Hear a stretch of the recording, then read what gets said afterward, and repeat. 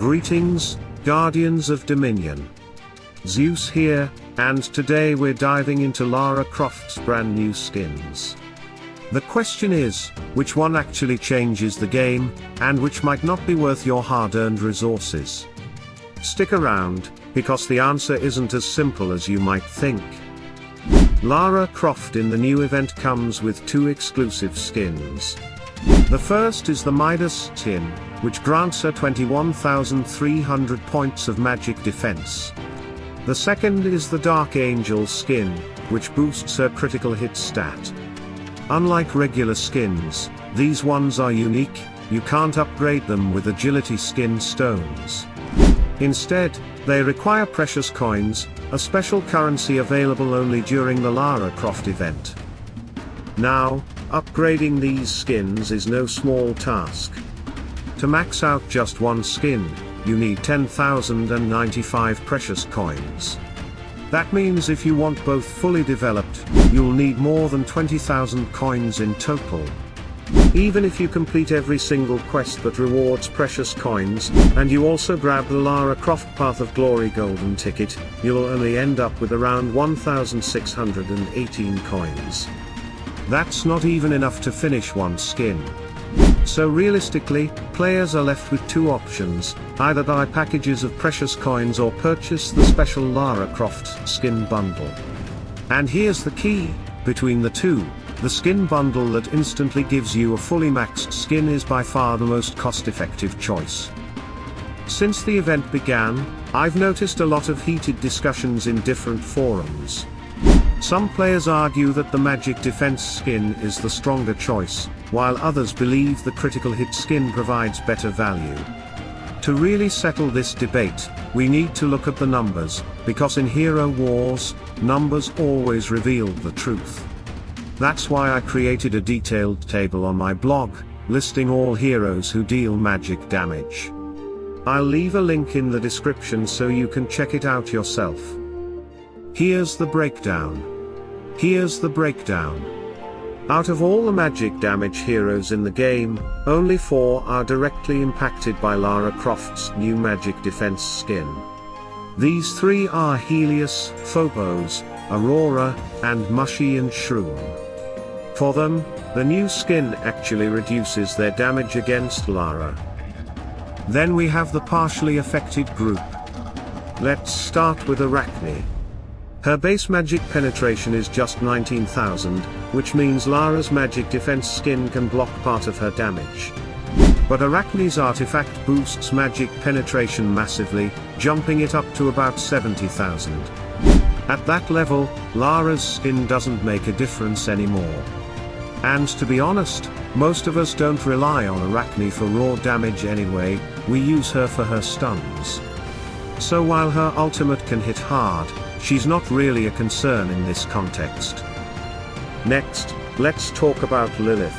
Technically, she's listed as unaffected, but the actual difference is only around 300 damage. That's negligible.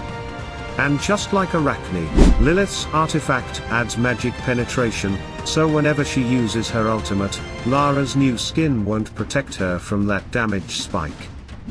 Polaris is another interesting case. Her magic penetration sits at 23,000, which means she starts out being partially affected. But once her artifact activates, she bypasses Lara's magic defense completely. That said, Polaris isn't really known for dealing heavy damage, she's more of a utility hero. So in practice, this interaction doesn't change much. Finally, we come to Augustus. His magic penetration is 24,000, so again, partially affected at first. But here's where it gets tricky. Augustus has a violet skill called Superconductivity, which lowers enemy magic defense over time. This means that against Lara, his damage reduction is only temporary, after a few hits, he'll be striking at full force again. Whether you consider him truly affected or not depends on the situation. In today's meta, Lara Croft is usually paired with Sebastian, and Sebastian's shield can block Augustus's debuff. But on the flip side, if Augustus has Biscuit as his patron, he can cut through Sebastian's shield and still drop Lara's defenses. That's why I decided to categorize him as partially affected, because it really depends on the matchup. As for the rest of the heroes, they remain completely unaffected by Lara's new magic defense skin.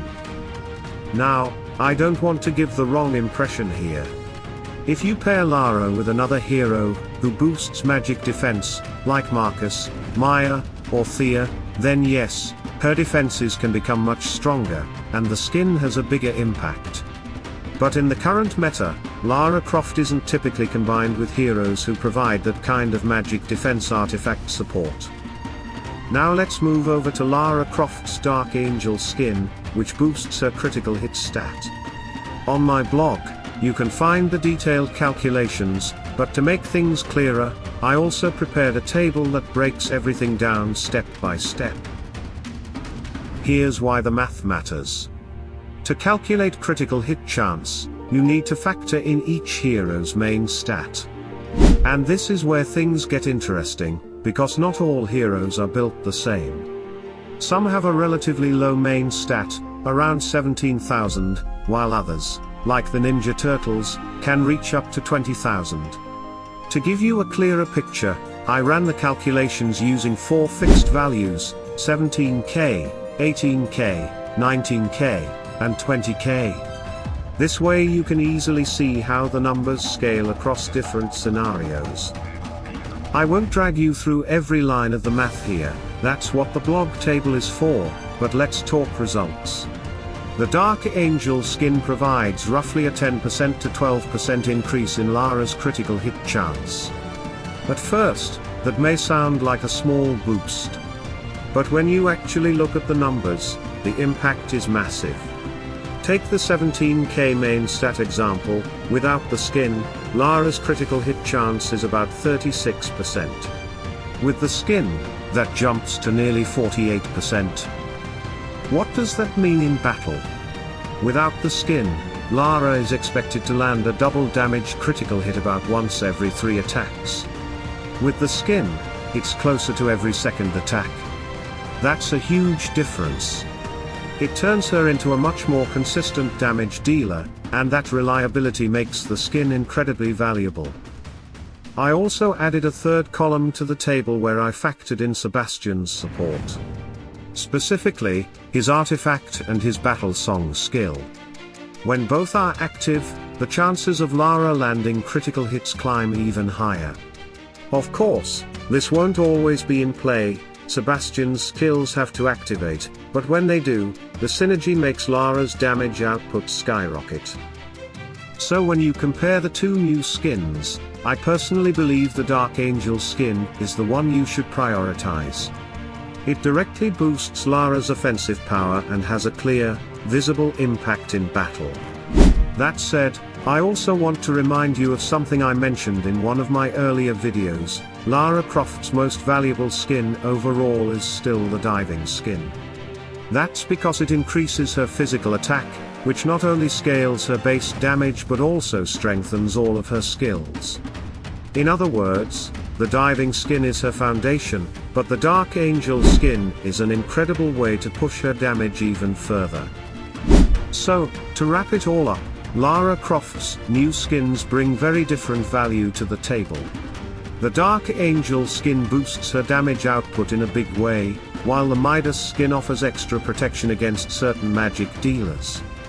And don't forget, her diving skin is still the strongest overall foundation for her power. The key is knowing where to invest first, based on your team and your playstyle. Now, I'd love to hear from you. Which skin are you planning to prioritize, and why? Drop your thoughts and experiences in the comments, because your insights help the whole community learn and grow. If you enjoyed this breakdown, make sure to hit that like button, subscribe to the channel, and ring the bell so you never miss the next strategy guide or event update. And remember, every smart choice you make today brings you one step closer to dominating tomorrow. Salute and friendship.